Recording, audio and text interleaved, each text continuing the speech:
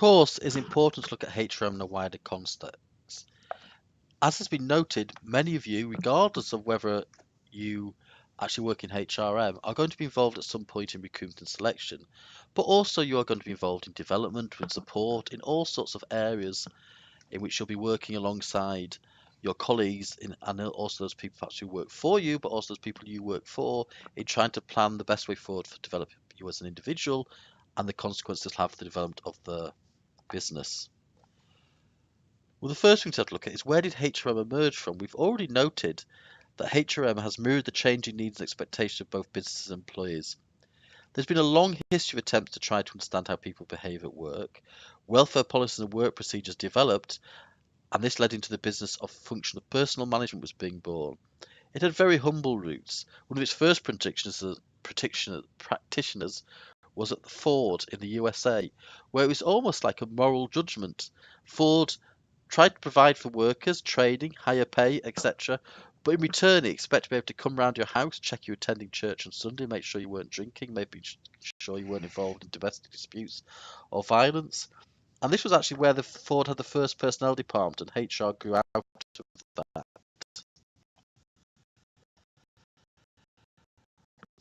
We actually tend to look at the point of there being a big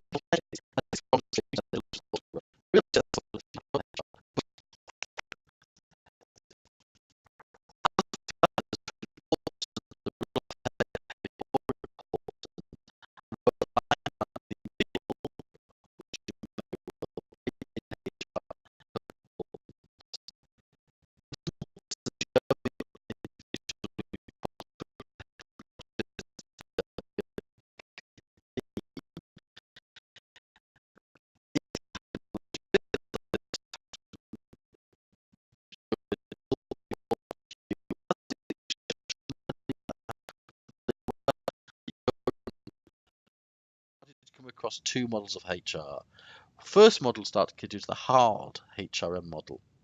Hard HRM model looks at the idea that we very carefully write up contracts of employment, and these are the things that decide exactly what is important in what is going on in the business. And the major decisions are based on what is contractually required from you and from your employee.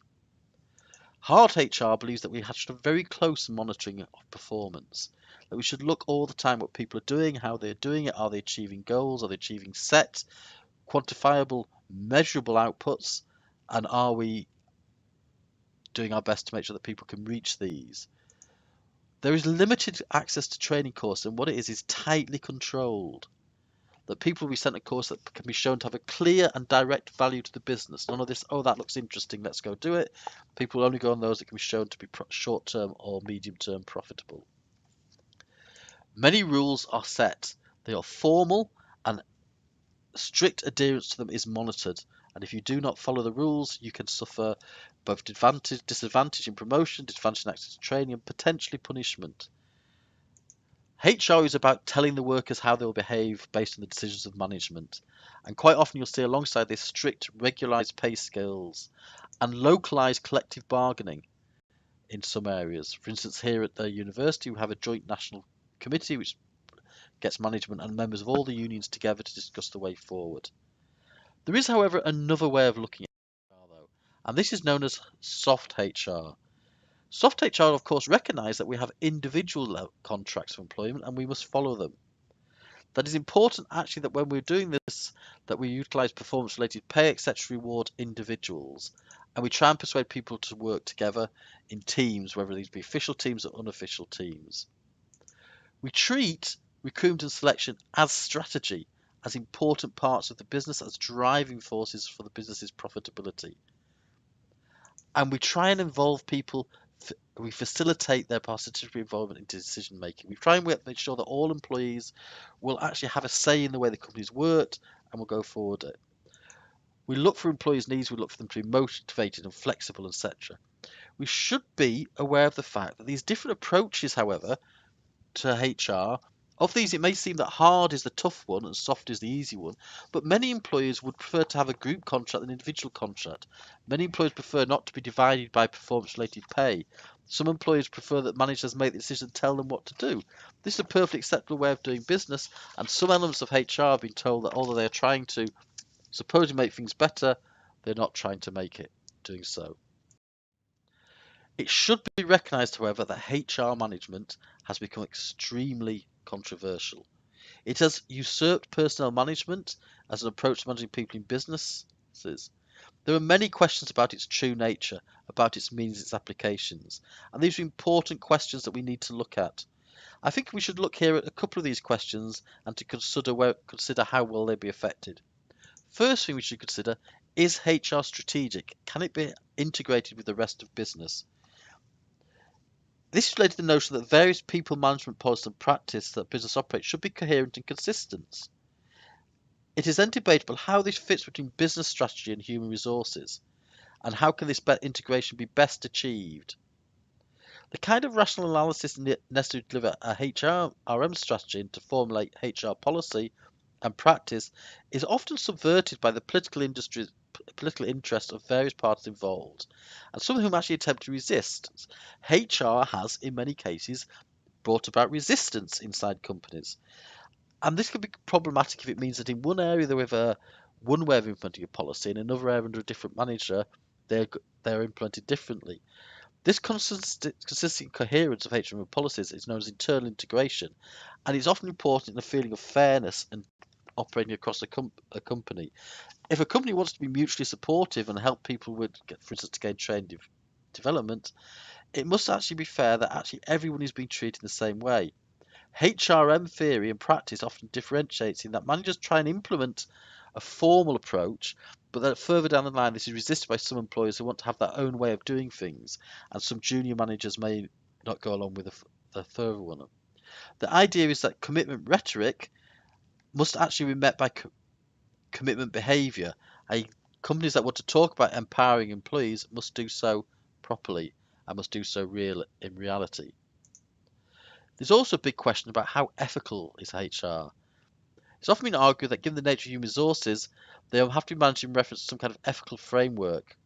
Ethics have been described as the consideration and application of frameworks, values and principles for developing moral awareness and guiding behaviour and action. There are clearly ethical implications in a range of HR policies, such as recruitment and selection, performance appraisal, reward and equal opportunities. If managers are biased in favour of certain individuals, either personally or due to gender or ethnic background, this can dispose them to give these people preferential treatment, and this can be unfair on other equally able colleges.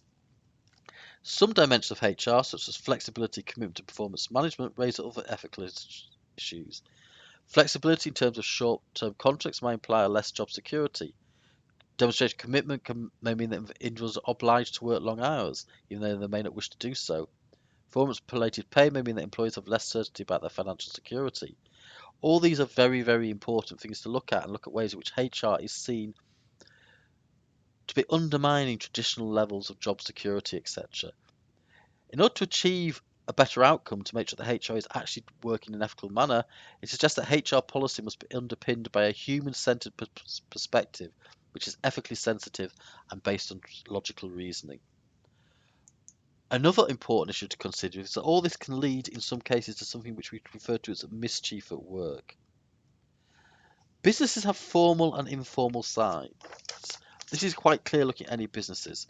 Business is made up of people, and while they might want to maneuver them around like human resources, we have to note that sometimes it's not possible and people will not react well to being treated as resources.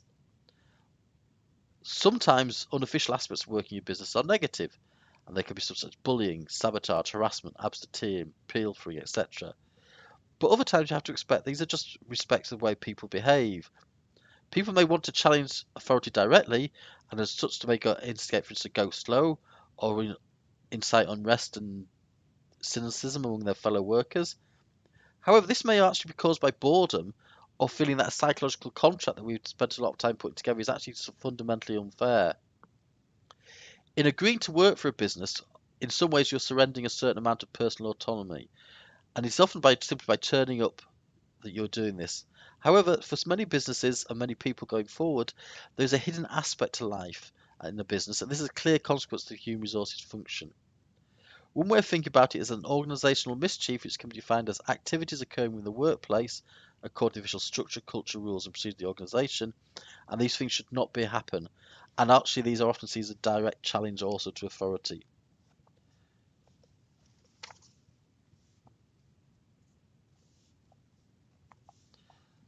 It is therefore important that companies take this on board.